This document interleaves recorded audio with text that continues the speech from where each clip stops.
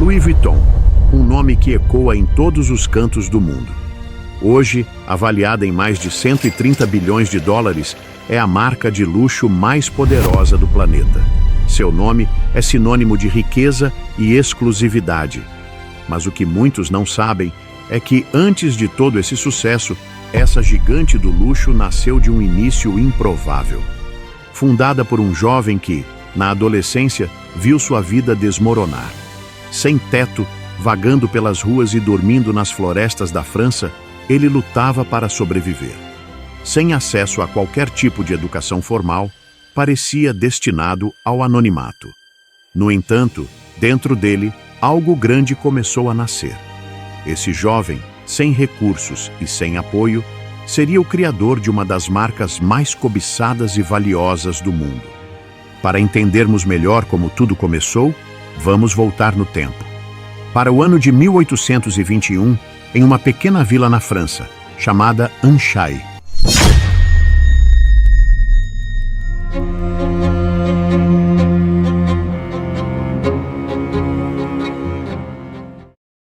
Louis Vuitton nasceu em 1821 e passou sua infância trabalhando na fazenda de sua família, localizada em uma remota vila chamada Anchaille, na França. Em uma região isolada, sem eletricidade ou água encanada, ele foi criado em um ambiente simples e desafiador. Seu pai, Xavier, era moleiro e agricultor, enquanto sua mãe, Corinne, confeccionava chapéus para complementar a renda da família. Não há registros que indiquem que Louis tenha recebido qualquer tipo de educação formal. A escola mais próxima ficava a cerca de 10 quilômetros de distância, e acredita-se que ele tenha passado seus dias ajudando na lavoura familiar, sem aprender a ler ou escrever. Louis trabalhava nos campos desde o amanhecer até o anoitecer, produzindo o suficiente apenas para alimentar a sua família. É evidente que os Vuitton enfrentavam sérias dificuldades financeiras. O jovem Louis nasceu em uma situação que, à primeira vista, parecia não oferecer perspectivas para um futuro promissor. A vida de Louis tomou um rumo ainda mais difícil. Aos 10 anos, ele perdeu sua mãe e, pouco depois, seu pai se casou novamente. Porém, a madrasta logo mostrou ser extremamente controladora e manipuladora, criando constantes desentendimentos entre os dois. Esses confrontos se intensificaram a ponto de Louis não aguentar mais a situação. Com apenas 13 anos, ele tomou a decisão de fugir de casa com a esperança de alcançar Paris. Sem se despedir, partiu no silêncio da noite. O problema, no entanto, era que Paris ficava a 362 quilômetros de distância e Louis não possuía dinheiro ou suprimentos. Sem outra opção, ele teve que percorrer longas distâncias a pé por estradas de terra. Na maioria das noites, abrigava-se nas florestas com o estômago vazio e apenas um manto para se aquecer. A cada nova vila em que chegava, ele fazia alguns trabalhos por comida ou moedas. Contudo, nunca havia dinheiro suficiente para garantir um abrigo. E assim seguia sua jornada, dormindo na floresta ou onde conseguisse encontrar abrigo durante a noite. Ao longo de suas andanças e trabalhos prestados, ele adquiriu diversas habilidades de artesão, aprendendo a trabalhar com metal, pedra, tecido e madeira. Esse conjunto de habilidades que ele desenvolveu ao longo dos anos acabaria transformando sua vida. Porém, tendo que parar para trabalhar, o ritmo da viagem era muito lento. Levou 3 anos até que Louis finalmente chegasse a Paris.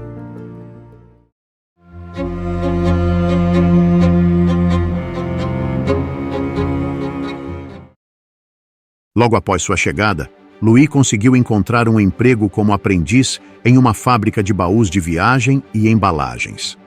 Os fabricantes de baús criavam peças sob medida para os clientes, além de embalá-las e desempacotá-las sempre que necessário durante suas viagens. Esse trabalho permitiu que Louis tivesse contato com muitas pessoas da classe alta, que buscavam malas personalizadas para suas jornadas. Ele permaneceu nesse emprego por vários anos, dedicando-se ao ofício e se esforçando para aprender o máximo possível.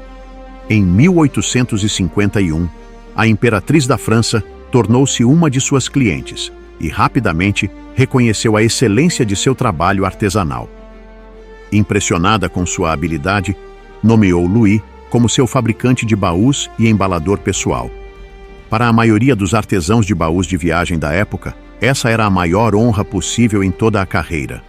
Louis, que havia começado sua jornada como um adolescente sem teto e sem recursos, agora ocupava um cargo de prestígio no círculo da realeza. Esse reconhecimento já era uma conquista notável por si só. Mas Louis Vuitton tinha ambições ainda maiores para o futuro. Aos 33 anos, após se casar, ele decidiu usar suas economias para dar um passo audacioso: abrir seu próprio negócio. Ele estabeleceu em Paris sua própria oficina de fabricação de baús de viagem, começando a vender produtos com sua marca. Louis havia identificado um grande problema nas bagagens da época. Quase todas eram feitas de couro e tinham topos arredondados, projetados para fazer a água da chuva escorrer. No entanto, esse design dificultava o empilhamento, obrigando os empacotadores a carregar cada baú individualmente, uma tarefa nada prática. Então, pensando nisso, Louis começou a testar diferentes materiais para usar e descobriu que a lona era uma escolha melhor, mais leve, resistente e impermeável. Esse material permitia que os baús tivessem topos planos, o que revolucionou o design dos baús de viagem. Com isso, era possível empilhá-los de forma prática, facilitando o transporte de várias peças de uma vez e tornando-as mais compactas e eficientes. O novo formato criado por Louis marcou o início da bagagem moderna. Naquele momento, Louis já havia consolidado sua reputação como um profissional e construído conexões valiosas com a elite. Assim que lançou sua nova linha de baús de viagens, elas se tornaram um sucesso imediato. Para facilitar ainda mais o acesso aos seus produtos, ele criou um catálogo exclusivo da Louis Vuitton, permitindo que os clientes visualizassem os produtos disponíveis e fizessem pedidos sob medida, entregues diretamente em suas residências. Apenas 2 anos após o lançamento de sua inovadora linha de baús de viagem, os produtos de Louis Vuitton passaram a ser vistos como um símbolo de sofisticação e status. Possuí-los tornou-se um desejo entre os ricos, consolidando sua marca como um acessório obrigatório para a elite.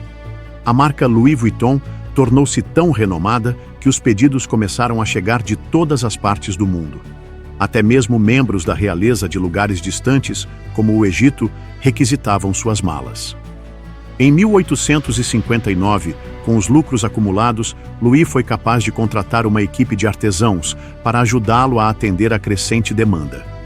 Ele abriu uma nova oficina nos arredores de Paris, empregando 20 trabalhadores para dar suporte à produção. Naquela época, as viagens de trem e barco estavam se popularizando rapidamente. Com isso, o número de clientes em potencial aumentou exponencialmente.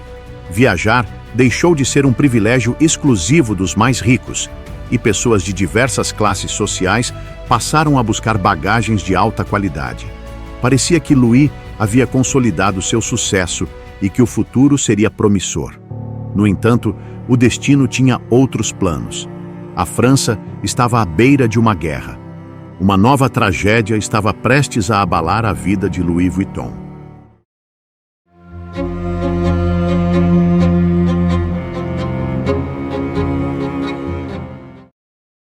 Em 1870, quando Louis tinha 49 anos, a Guerra Franco-Prussiana eclodiu, forçando-o a abandonar sua casa e se refugiar em um abrigo superlotado com milhares de pessoas. As condições eram terríveis, com escassez de alimentos e constantes ameaças à segurança. Ele temia pela própria vida. Quando finalmente conseguiu retornar à sua loja em 1871, encontrou apenas ruínas. As janelas estavam quebradas, os equipamentos haviam sido saqueados e tudo pelo que ele trabalhou arduamente havia sido destruído. Apesar do enorme revés, Louis recusou-se a desistir. Com determinação, usou suas economias para reconstruir o negócio, comprometendo-se a torná-lo ainda melhor do que antes. A guerra deixou muitas pessoas deslocadas, resultando em uma abundância de imóveis vazios para alugar em Paris. Louis aproveitou essa oportunidade para reabrir sua loja em uma localização privilegiada entre os mais ricos, em um bairro aristocrático da cidade. O novo ponto era ideal. Ficava ao lado da estação ferroviária e do luxuoso The Grand Hotel. Foi perfeito. Isso significava que os viajantes, em busca de bagagem de qualidade, não precisavam se esforçar para encontrar os produtos Louis Vuitton. Em 1872, Louis lançou um novo design, baús de viagem, confeccionados em lona bege com listras. O estilo moderno rapidamente conquistou popularidade, tornando-se um símbolo de sofisticação para aqueles que gostavam de exibir bom gosto. Embora muitas outras marcas tentassem imitar seu design, as malas de Louis Vuitton eram conhecidas por uma qualidade tão excepcional que os clientes continuavam a preferir os legítimos baús de viagem da Louis Vuitton. Nos 20 anos seguintes, Louis manteve o foco em sua nova loja em Paris, trabalhando nela até sua morte, aos 70 anos de idade. No entanto, seu legado não se perdeu. Seu filho, Georges Vuitton, assumiu o comando da empresa e se dedicou a expandir a marca mundialmente, alcançando novos mercados. Um de seus maiores feitos foi a inauguração de uma loja de destaque em Londres, marcando a entrada da Louis Vuitton no cenário internacional. À medida que a popularidade da marca crescia, um novo desafio surgiu: o aumento de falsificações. Em 1896, Georges tomou uma medida ousada para proteger a autenticidade da marca, criando o icônico monograma LV, uma homenagem às iniciais de seu pai, o homem que fundou a empresa. Além disso, ele introduziu uma fechadura inovadora para os baús, projetada para impedir furtos, oferecendo segurança e exclusividade aos clientes da Louis Vuitton. No início do século XX, a Louis Vuitton já contava com uma equipe de 100 funcionários e continuava a crescer consistentemente. Cada funcionário passava por um extenso período de treinamento, necessário para se tornar um fabricante de caixas altamente qualificado.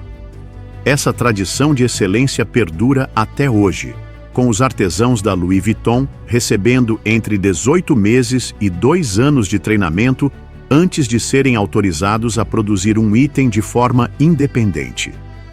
A empresa também começou a diversificar sua linha de produtos, influenciada por uma das maiores figuras da moda da época, Coco Chanel. Em 1925, Chanel encomendou uma pequena bolsa compacta com formato de cúpula, um design pessoalmente idealizado por ela e criado exclusivamente para seu uso.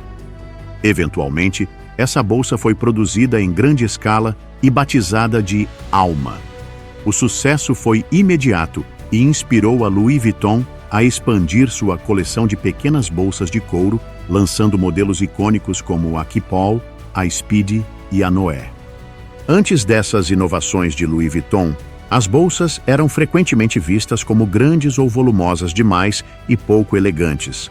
Mas Louis Vuitton desempenhou um papel crucial ao redefinir esse conceito, transformando-as em itens elegantes, desejados e associados à moda de alto padrão. Georges Vuitton faleceu em 1936 e o comando da empresa passou para seu filho, Gaston Louis Vuitton. No entanto, Gaston entrou na empresa em tempos desafiadores, pois, em poucos anos, a França estava novamente entrando na guerra, trazendo novas incertezas para o futuro da marca. Durante a Segunda Guerra Mundial, os contratos foram anulados, forçando Gaston a fechar a fábrica da Louis Vuitton. Paris estava novamente sob cerco. A única forma de Gaston proteger o empreendimento era colaborar com o regime nazista da Alemanha. Stéphanie Bonvicini, autora do livro Louis Vuitton, uma saga francesa, ao investigar nos arquivos da empresa, solicitou acesso aos registros da época da Segunda Guerra Mundial. Imediatamente, os representantes da marca tentaram evitar que ela tivesse acesso a essas informações, alegando que todos os documentos entre 1930 e 1945 haviam sido queimados em um incêndio. Contudo, Após realizar outras pesquisas minuciosas em outros arquivos históricos, Stephanie revelou que a Louis Vuitton conseguiu abrir uma loja de alto padrão no térreo do Hotel du Parc durante todo o período do regime nazista, pois colaboraram com o governo alemão. Enquanto isso, diversas outras marcas foram obrigadas a fechar suas portas por se recusarem a colaborar com os nazistas. A Louis Vuitton, evidentemente, não tinha orgulho dessa fase de sua história, mas justificaria sua postura, afirmando que Gaston fez o necessário para garantir a sobrevivência da empresa. Outros nomes da moda, como Coco Chanel, também colaboraram com os nazistas para assegurar que seus negócios em Paris não fossem destruídos. Sem essa colaboração com o inimigo, suas marcas provavelmente não existiriam mais nos dias de hoje.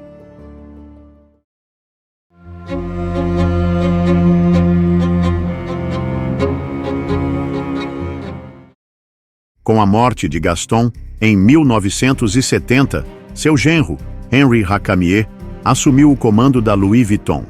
A partir desse momento, a marca passou para a quarta geração.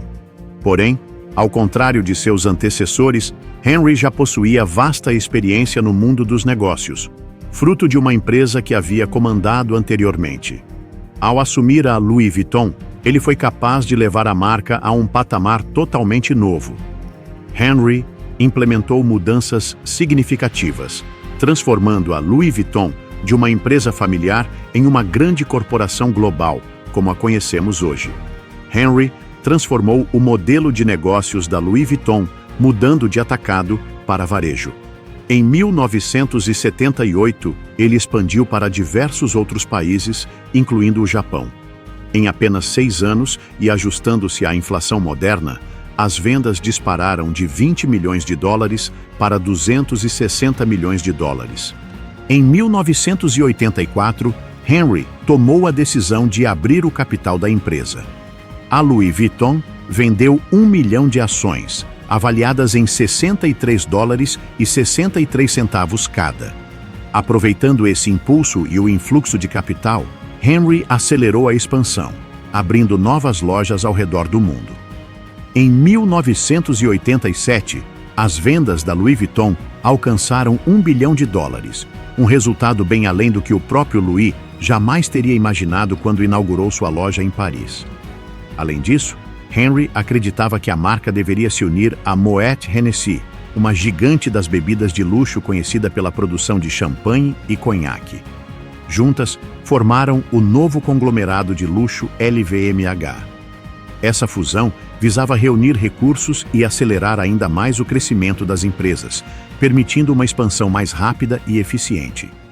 Mas, infelizmente, após a fusão, Henri não conseguiu estabelecer uma boa relação com o presidente da Moet Hennessy. Diante dessa situação, ele recorreu a um empreendedor imobiliário de sucesso que conhecia, chamado Bernard Arnault, para ajudar a lidar com o problema. No entanto, convidá-lo para se tornar investidor acabou sendo um grande erro. De forma discreta, Bernard adquiriu 43% das ações da Louis Vuitton, com o apoio das famílias Moet e Hennessy, o que lhe permitiu ganhar ainda mais influência na LVMH. Henri sentiu-se traído por aquele que trouxera para ajudá-lo e, como resultado, processou Bernard, exigindo que ele fosse removido como acionista majoritário da Louis Vuitton. Contudo, o tribunal decidiu a favor de Bernard. Revoltado por ser traído por um amigo, Henri decidiu se afastar completamente da gestão da Louis Vuitton. Pela primeira vez em quase um século, nenhum membro da família Vuitton estava mais envolvido com a marca. Após a turbulenta aquisição feita por Bernard, as vendas da Louis Vuitton sofreram uma queda acentuada. A marca perdeu a atenção dos jornalistas e, por um período, parecia que a empresa enfrentaria falência. No entanto, Bernard tinha um plano para reverter essa situação. A recuperação começou quando a Louis Vuitton iniciou colaborações com renomados designers durante sua coleção de 100 anos. Grandes nomes, como Vivienne Westwood e Isaac Mizrahi, criaram suas próprias versões do icônico logotipo monograma LV. Essas colaborações geraram produtos inovadores que atraíram a atenção dos consumidores, e logo as bolsas Louis Vuitton voltaram a ser altamente cobiçadas. O investimento de Bernard na marca se revelou extremamente lucrativo. Ele hoje ocupa o cargo de CEO da LVMH, com um patrimônio líquido estimado em 233 bilhões de dólares. Embora as classificações de riqueza possam variar com a flutuação das ações, Bernard está quase sempre entre as 5 pessoas mais ricas do planeta. Como Jeff Bezos, Warren Buffett, Bill Gates e Elon Musk, Bernard Arnault é, sem dúvida, o menos conhecido, preferindo manter-se longe dos holofotes. No entanto, sua reputação nos negócios é inquestionável, sendo tão implacável que ganhou o apelido de Lobo da Caxemira. Esse rigoroso foco no sucesso empresarial resultou na criação de um império composto por mais de 70 marcas de luxo, fruto das aquisições e fusões que Bernard conduziu ao longo dos anos. A LVMH, sob sua liderança, detém algumas das marcas mais exclusivas do mundo. Mas tudo isso teve início com um adolescente humilde e sem teto.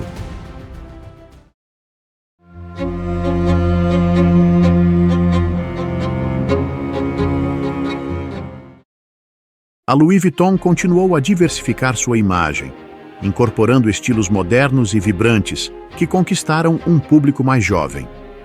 Em 1997, Marc Jacobs assumiu o cargo de diretor criativo, trazendo inovações significativas para a marca.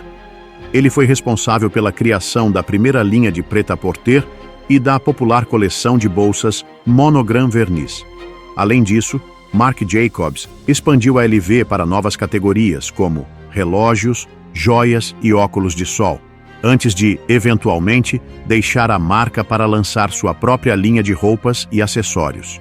É claro que a Louis Vuitton também enfrentou seus desafios.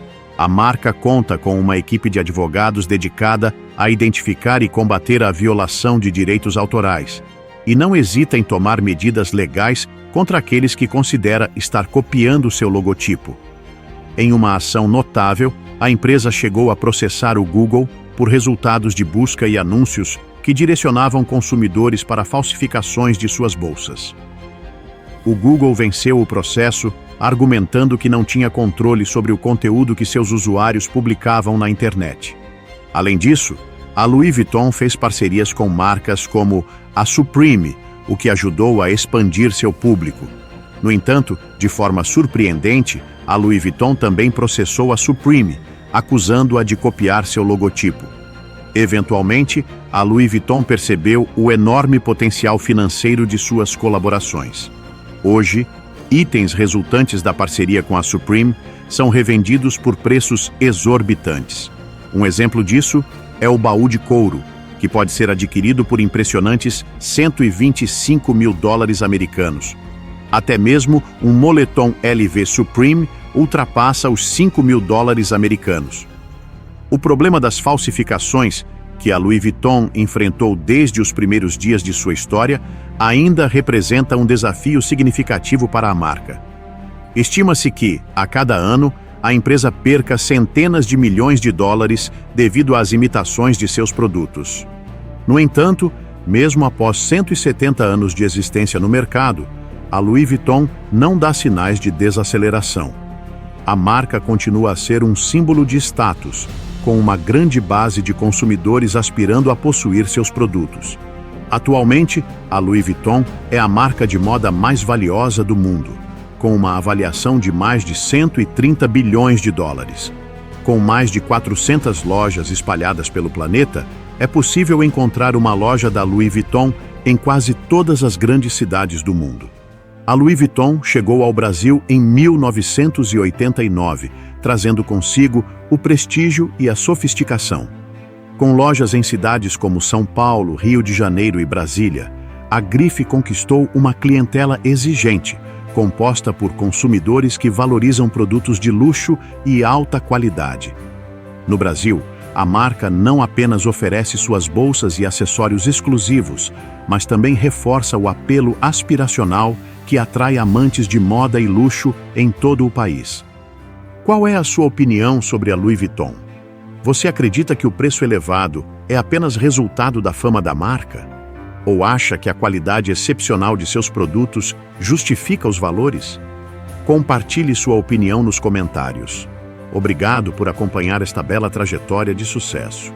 Agora convido você a embarcar em mais uma viagem no tempo, com um documentário emocionante sobre a Rolex. Descubra como um menino sem família criou a Rolex e transformou o mercado de luxo. Não perca! Basta clicar na imagem que está aparecendo na sua tela. Te vejo lá!